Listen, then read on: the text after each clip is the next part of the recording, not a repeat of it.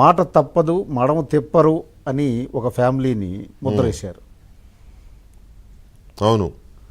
ఇంకొక ఇది ruling class ruling families రెండే ఉన్నాయి ఆంధ్రప్రదేశ్లో. అవును.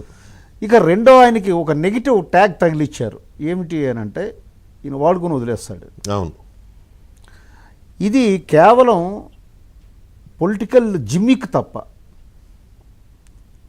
అందులో వాస్తవం ఏమీ ఉండదు. ఎందుకంటే ఇప్పుడు మనం మాట్లాడుకునేటప్పుడు చెప్పుకున్నాం, పొత్తులు అవసరాల దృష్ట్యా మార్చారు.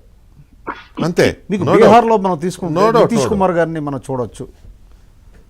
ఆయన అనేక సందర్భాల్లో అటు ఇటు షిఫ్ట్ చేశారంటే బికాజ్ తన రాష్ట్ర ప్రయోజనాల కోసం. అవును. రెండవది ఏంటంటే చంద్రబాబు నాయుడు గారిలో ఇంకొక ఏ ముఖ్యమంత్రికి లేని ఒక బ్యూటిఫుల్ క్వాలిటీ ఉందండి. నేను ఒకసారి జాబ్లో ఉండేటప్పుడు మా ప్రిన్సిపల్ సెక్రటరీ మేమంతా రివ్యూలో కూర్చుంటే మేము మాట్లాడుతుంటే రెవెన్యూ ఎంత వస్తుంది ఏమిటి అని అంటే మా ప్రిన్సిపల్ సెక్రటరీ జడిసిపోయి ఒక మాట అన్నాడు. సరిగ్గా చెప్పండి, అవతల ఉన్నది సీఎం చంద్రబాబు నాయుడు గారు. ఎందుకంటే చాలా కష్టం, నన్ను చంపేస్తాడు ఆయన, పేగులు లెక్కేస్తాడు అంటే పేగులు లెక్కెడతాడు ఆయన. అంటే సీనియర్ మోస్ట్ ఒక principal secretary I'm talking about మీకు 99 ఆ ప్రాంతంలో ఇష్యూ మీకు చెప్తాను. ఓకే, అప్పుడు సీఎంగా ఆయనే కదా. అంటే ప్రతి డిపార్ట్మెంట్ మీద అవగాహన ఉంది. అవును. ప్రతి సబ్జెక్ట్ మీద అవగాహన ఉంది. ఎన్టీ రామారావు గారు ఉండేటప్పుడు ఆయన రెవెన్యూ మినిస్ట్రీ చేశారు.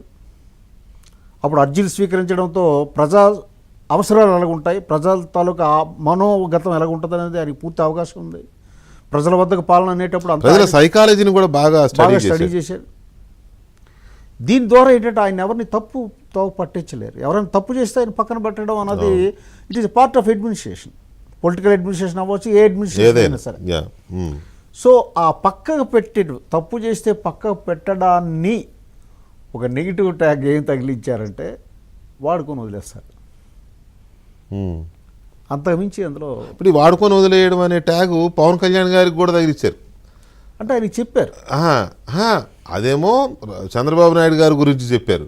పవన్ కళ్యాణ్ కూడా వాడుకుని వదిలేస్తాడని ఎలక్షన్ ముందు కమ్యూనిస్ట్ పార్టీలతో కొన్ని రోజులు ఏదో పొత్తు లేకపోతే ఇంకోటో వాటెవర్ తిరిగారు. ఎర్ర కండువాలు కప్పుకుని ర్యాలీలు కూడా చేశారు కదా. విజయవాడలో బీసెంట్ రోడ్లోనే అక్కడక్కడ పెద్ద ర్యాలీలు చేశారు. అప్పుడు కాస్త ఈయన చెగువేరా టోపీ అది పెట్టుకోవడం. మొన్న మంది కూడా అన్నాడు, ఆయన మాతో ఉన్నప్పుడు చెగువేరా టోపీ పెట్టుకున్నాడు, ఇప్పుడేమో కాషాయం గడవ కప్పుకున్నాడు అని మొన్న మంది కూడా ఎవరు కమ్యూనిస్ట్ లీడర్ ఎవరు అన్నారు. సో పవన్ కళ్యాణ్ కూడా అవకాశవాది, అవకాశానికి తగ్గట్టుగా మమ్మల్ని వాడుకొని వదిలేసాడని కమ్యూనిస్టులు అన్న పరిస్థితి. సో అక్కడ స్టేటు సమస్యలను హైలైట్ చేయడం కోసం చేసి ఉండొచ్చు కదా. అంటే ఇక్కడ కమ్యూనిస్టులది వాళ్ళకి లోకల్ స్టాండ్ లేదండి ఆ మాట అనడానికి. వాళ్ళ వల్ల ఏమైనా జనసేనకి ఏమైనా ప్లస్ అయిందా? ఈయన వల్ల వాళ్ళకి అవ్వాలి లగేజ్ అంతే.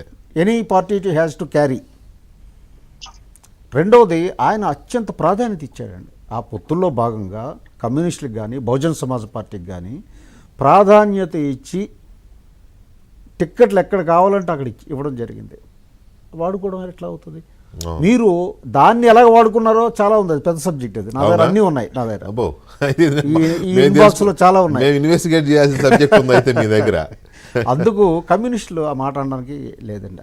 ఆయనే చెప్పారు, నేను లెఫ్ట్ రైట్ మిడిల్ పాత్లో వెళ్తాను, ఇద్దరిని సమానంగానే నేను తీసుకుంటాను.